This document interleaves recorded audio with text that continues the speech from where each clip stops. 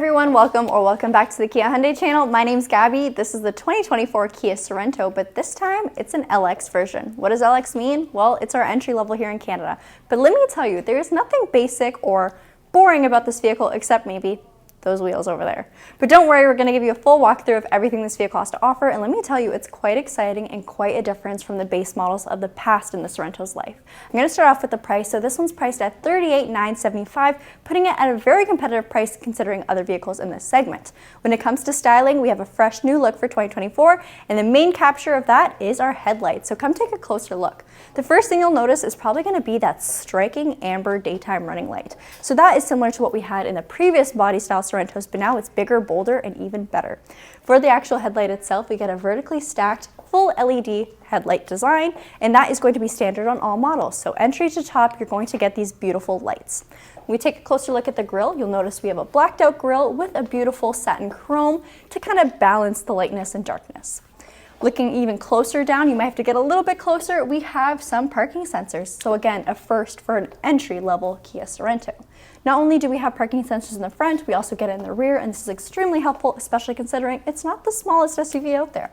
Another thing that's new, radar plate. So this radar plate is going to be utilized for a couple different things. And number one, and I'm most excited to talk about, is our smart cruise control. So smart cruise control allows you to set your vehicle speed and following distance, and this vehicle will actually take you to complete halts if the car ahead of you does so. So it's very, very smart. On top of that, you also get forward collision avoidance, lane keep assist, lane follow assist, blind spot detection, and a beautiful, bright backup camera. I was about to say 360. That is an option on the Sorento, but not on this one. For your wheels, that's them. Yikes. Yeah, they're 17-inch alloys. That's all I have to say about them. Okay, so the wheels, you might be fine with them. I personally, it's not my favorite. But the easiest thing or best thing about wheels is they're one of the easiest things to change about a car. So if you're not a fan of these wheels, but everything else about this vehicle sounds great to you, make these your winter wheels. Put a winter tire on them and then buy a new alloy for your all seasons or the rest of the year. That would be my solution, but nonetheless, some of you may not care about the wheels. Now let's talk about the rest of the styling on this car. So we have the typical Sorento style element. I don't know what to really call that, but it is a chrome finish on this model. On higher models, you will get a blacked out look. When it comes to our mirrors, they're body color, and you do get a turn signal indicator. Coming along to the side, one of my favorite things about this car is it's no longer a keyed ignition. So it's keyless, you get a push to start, you get this beautiful big key fob, and it has remote start built in. You also get the option of pressing this button right over here, which is going to lock or unlock your car, depending on what it was before, allowing you to pretty much keep your key in your pocket, in your bag, in your jacket at all times, and you never have to touch it. Hop in your car, push to start, and you're free. For the roof of your vehicle, you do get a nice flush style roof rail. It is of course functional, and that is again something that's new for this year. And then along the back, we have our 4X badging indicating that this vehicle is an all-wheel drive car. And in Canada, not only do we get all-wheel drive, we also get 3 handy terrain modes called snow, mud, and sand. Another thing about our all-wheel drive system is it does have a front-wheel drive bias, which means if you're just driving on a beautiful day like today, it's only going to use front-wheel drive, except maybe if you're accelerating real hard. Now, if I were to turn around and go onto a gravel road, it will kick in that all-wheel drive system when it needs to do so. So you're not paying for all-wheel drive unless you really, really need it, which is pretty nice, especially at the gas pump. We'll talk about space, and then I promise we'll get into our engine and horsepower specs. So, fun thing about this vehicle, it's the only model in Sorento's lineup for 2024 that actually has 7 seats, and that's actually quite an advantage. If you're taking 5 passengers with you plus cargo, it's so nice to be able to knock these seats down. If you get the 6-seater and you need to take 5 people, you'll still have one of these up and you lose a ton of space. So I'll show you what it's like with these knocked down. Go to this side as well. Give the latch a pull, it'll knock your headrest down. Give the seat a push, completely flush. We do have cup rests, cup holders, and a little bit of storage back here, as well as USB-Cs and a 12 volt. So if you do have rear passengers in the 3rd row, they're still gonna have a bunch of amenities and they're not gonna feel excluded from the rest of the cabin. Now, if you're using it for space, as you can see, there's a lot of it, and there is even cargo net tie downs, so you can really play around with this cargo area and make it truly yours. If you need even more space and you're not carrying anyone else with you, you have these handy buttons on the left-hand side or right-hand side that allow you to easily knock down your right or left seats. Now the right one got stuck on the other seat. If you don't sit that far, it won't happen. All right, now we'll talk about horsepower and torque, some of my favorite things to talk about. And another thing that sets this trim level apart from the rest of the Sorentos, it's the only naturally aspirated option. So on this one, you get a 2.5 liter 4-cylinder gasoline direct injection engine, and every other trim of the Sorento, you're gonna get a 2.5 turbo. Now this vehicle definitely doesn't have the horsepower specs that the turbo has, and that's given, but you still get a really good amount of power. It's 191 horse with 181 pound-feet of torque. Let's tie that up. Sorry, it's a little dirty in here.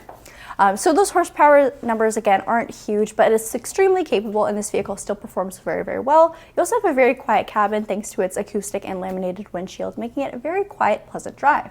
Now, another thing you'll know or notice is for your transmission, it's an 8-speed automatic, which kind of gets away from those powerful and almost jaunting dual clutch transmission shifts. So an 8-speed automatic like this one has is definitely a bit more smoother, and a lot of people are more used to it.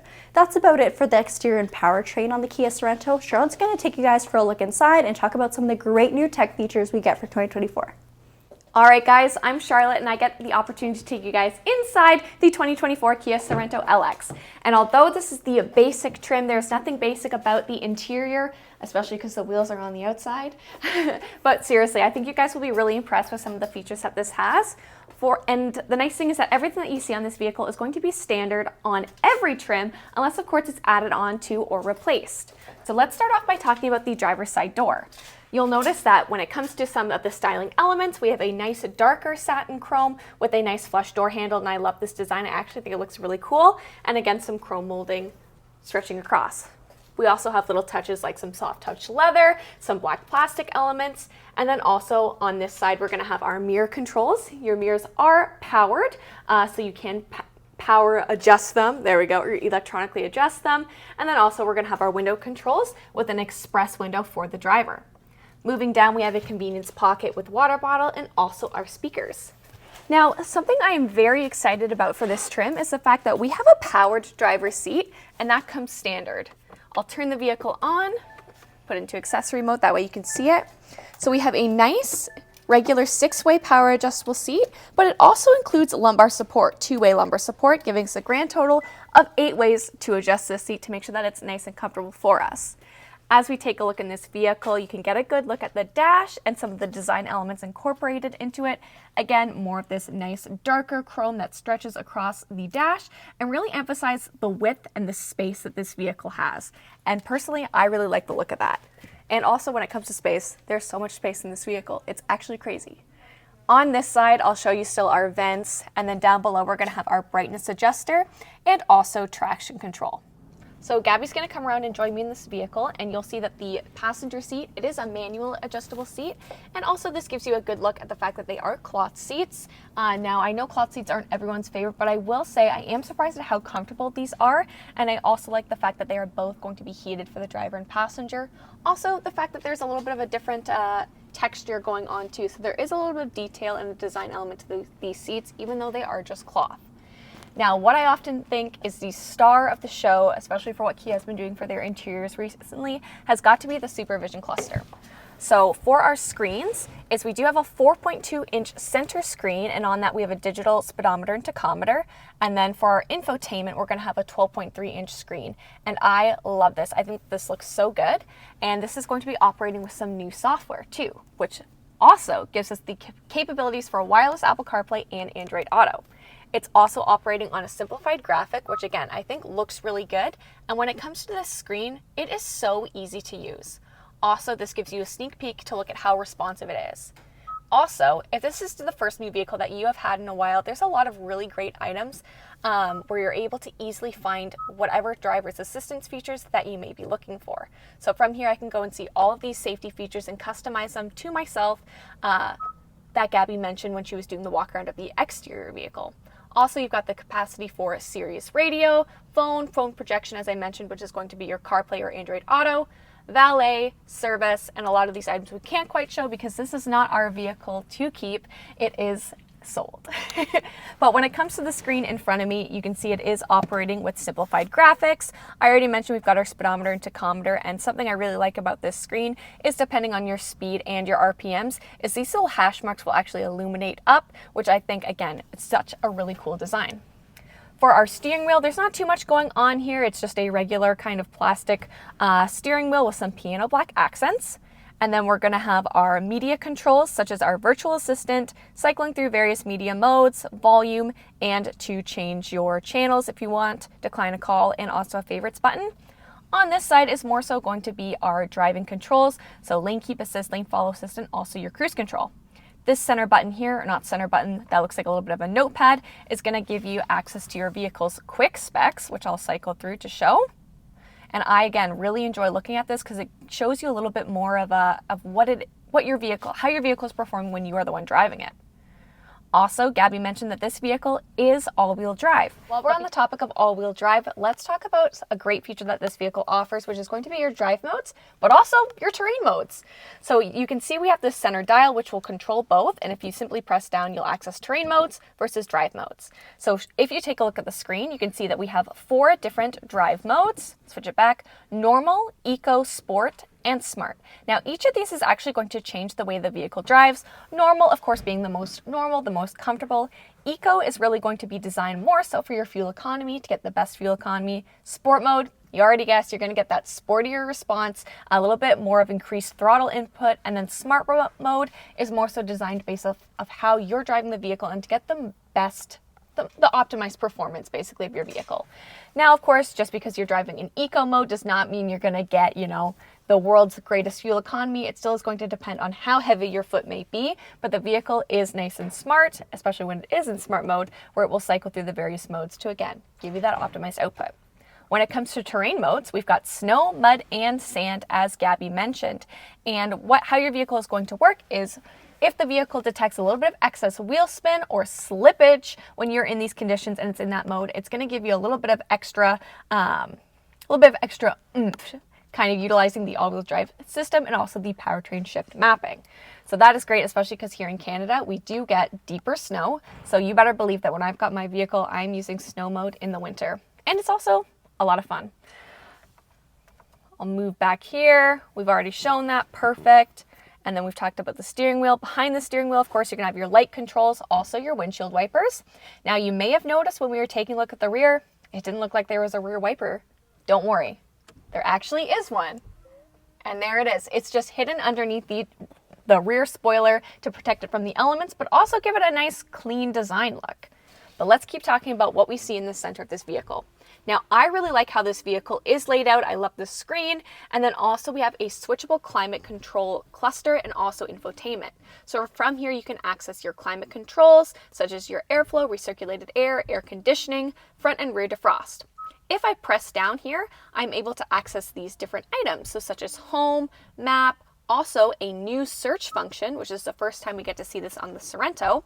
And the way I like to describe this is it's almost like your vehicle's in-house search engine, where using that search button, you can not only look for points of interest, you can also look for, for features in your vehicle. So if you are concerned about a safety feature and you're not sure how to get to it from your menu, you can actually simply search it up. You can look for context, everything along those lines, which I think is a really cool feature to include. Also media, a favorites button, and then quick to your setup, which will bring you back to this screen. As we move down, I already mentioned that we've got heated seats for both the driver and the passenger. And then down at the bottom, we have a little tray. We have a convenient slot here, which is nice to slip your phone in if you do want to charge it with a wired connection. You have 2 options to do so. So you can either use it for charging and connectivity, or if you press down, you can also just use it for fast charging. And same thing with this one right here with the USB-C. Now, something again I love about this vehicle that gives it a little bit more of a rugged feel is the fact that we have a real gear shifter. It's not a shift by wire, it's a real regular gear, which also means you can knock it over into manual mode, which, I mean, as manual as you can on an automatic car, let's be real, but at least you can shift up and down if you want to. I've already mentioned our drive and terrain modes, so let's move down here. You can see we have the inclusion of idle stop and go. If you're curious as to what idle stop and go is, don't worry, we've done a video on it. We also have auto hold, and if you're curious about what auto hold is, don't worry, we've done a video on it. We've done a video on a lot of things. We also have our electronic parking brake, which again is standard this year for the Sorento. And let me turn the vehicle back on. Oh, put it back on to accessory mode. You can see that we currently have our parking sensors on, as Gabi showed on the front and rear of the vehicle. And here's a view of our rear view camera. Now this is going to come up automatically when the vehicle is put into reverse. And something else that is nice is because we have the inclusion of those parking sensors, is if I was backing up while the vehicle is in motion, if it detects anything at the rear or the front of the vehicle, it's going to show me here. So it's going to give me either a red, yellow, or green alert, depending on the distance away I am from, say, the wall, something along those lines. Also, you can get a wider view of your camera, which really takes up this whole screen, and this is a pretty large screen. And then also something we like to affectionately call your hitch camera. So if you do have a hitch on this vehicle and you are trying to line it up, this camera is really useful to do so. That's really going to wrap up the center console, aside from our cup holders, little convenient spot here if you want to put your phone or key. And then we'll take a look at the center console. Tons of space. It does go all the way back. And then I also like that we have this tray up at the top for some of your smaller items, say change or even sunglasses, because we do not have a sunglass holder in this vehicle. When it comes to lighting, we just have a regular bulb lights and a gray cloth headliner. And then both of your visors are going to have mirrors. And of course, they're going to be able to move. And there are some lights too. Let's take a look at what the space is like in the back seat. Now we're in the second row of the Sorento, and as Gabi mentioned, this is actually the only trim where you can get the 7-seater configuration, where we have a bench seat in the middle. And for some people, that's going to be a huge bonus, whereas for others, they're going to want to go up to get some more tech and convenience features, but they lose one seat. So it is definitely nice to have the convenience of 7 seats. I want to have Gabi show the door first, because I think that there are some really nice design elements here, specifically the way our cup holders look. They are a little bit of a bumped out version, and it's nice that we still get that convenience feature back here. Again, one of my favorite things that I absolutely love when manufacturers include is we have rear air vents. So even if you're sitting back here, you're still getting airflow, air conditioning, or heat. And I think that that is great that they're here. And they're also not framed in piano black, which is a huge fingerprint magnet. So that's a huge win for me. In addition to these is our convenience features. We have dual USB-Cs at the back. So no matter where you're sitting, you're going to have an opportunity for fast charging. Down at the bottom, again, you're going to have a 12-volt outlet. So again, tons of opportunities for charging. The backs of our seats include a leather pocket and then also a net pocket for stretch. And in the center bench seat here, it folds down to an armrest and then also cup holders, and it is adjustable. Now, I want you guys to also pay attention to how flat the floor is. Typically, I know we have a little bit of a hump here in the center, but typically you see that a lot higher, especially in all-wheel drive vehicles, because that's a drive shaft running down the vehicle. Now, where you're going to see more of a difference in leg room is going to be in the third row or a bonus row. You're going to see that we have a little bit of a smaller gap and a little bit less leg room, but that design also allows for there to be a lot more usable space in the second row. Now, when it comes to getting into the third row, it is nice and easy to do so, and Gabi's going to demo that. So as you can see, we have a nice button that will automatically bring the seat forward and also drop it down a little bit. Now, I'm going to sneak into the back here. Not the most advisable way to do it. But yeah, this is definitely the most difficult way, but it kind of makes sense for this video. And this will show you some of the space that we have available in the back seat. So as you can see, the floor is a lot higher up, meaning I do have a little bit less leg room, but because there's only 2 seats back here, it still is fairly spacious. Now, this vehicle also doesn't have a sunroof, which means I gain more space on the vertical, and I have a fair bit of headroom. I actually have a fair bit of arm room too if I'm sitting more in the middle of the seat. I love that I've got USB-Cs back here too, and still a decent amount of room. And I'm also happy to say that these 2 seats have car seat anchors, as well as all 3 in the middle row. So if you are looking at this vehicle for a family vehicle, I think it's going to meet a lot of your needs. Well, that's going to conclude our exterior and interior walkthrough of the 2024 Kia Sorento LX. And I'm really curious as to what you guys think of this base model, because I think that the value for this vehicle is anything but basic. Well, aside from the wheels, but that's okay. They're the easiest thing to change. If this is the first video of ours that you're seeing, first of all, subscribe to the Kia Hyundai channel. We do tons of videos on tips and tricks, vehicles, and everything along those lines. And please like this video, leave a comment down below on what vehicle you want us to do a walkthrough of next, or if we should compare this against something else. Thank you guys so much for watching. We'll see you next time.